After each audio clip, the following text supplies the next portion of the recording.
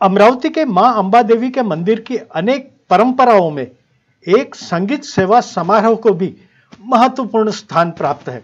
दिनांक 27 जनवरी को आयोजित ऐसे ही संगीत समारोह में सुश्री श्रुति भावे का वायोलिन वादन व अमर ओक का बांसुरी वादन पश्चात दोनों वाद्यों की जुगलबंदी व पंडित हरीश तिवारी का शास्त्रीय गायन आयोजित हुआ।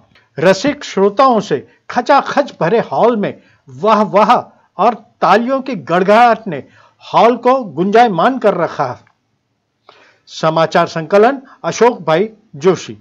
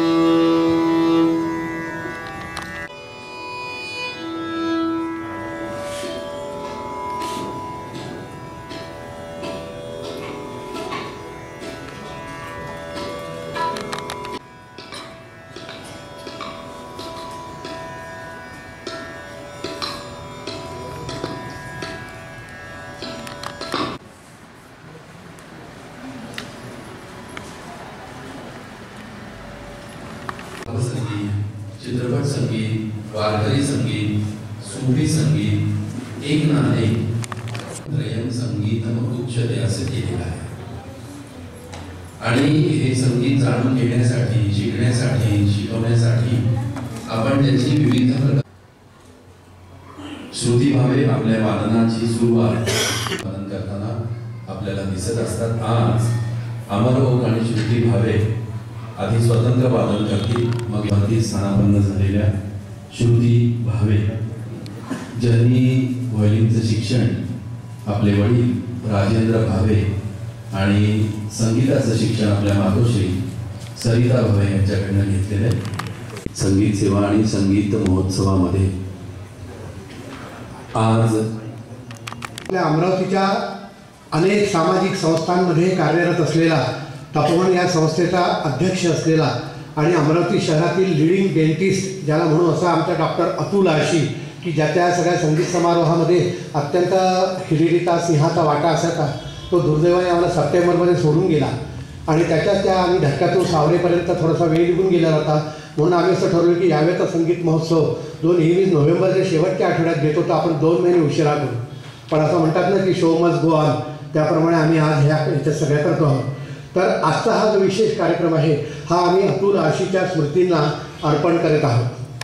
त्याच्यानंतर आपण सर्वजण 1 मिनिट फक्त मौन, आपण बसल्या जागीच मौन पाळणार आहोत आणि त्यातलेले आहेत। आणि श्रुती भावेंचं व्हायोलिन वादन काय वाटतं वा, नवीन पिढीतील एक अत्यंत उत्कृष्ट अशा व्हायोलिन वादक म्हणून त्यांनी आपल्याला समोर आणलेला आहे, मदत केलेली होती महेश काळेंच्या कार्यक्रमामध्ये।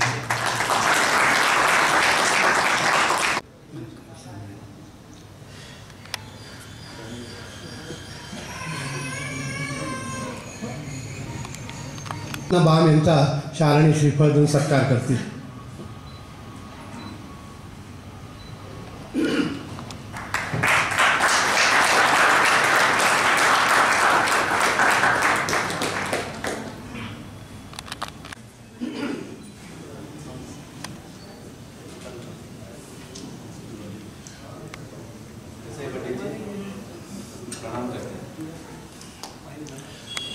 यानंतर संस्थांचे विश्वस्त श्री किशोर बेंद्रे हे आजच्या कार्यक्रमाचे निवेदक श्री मिलिंद कुलकर्णी यांचाही शाल श्रीफळ देऊन सत्कार करतील।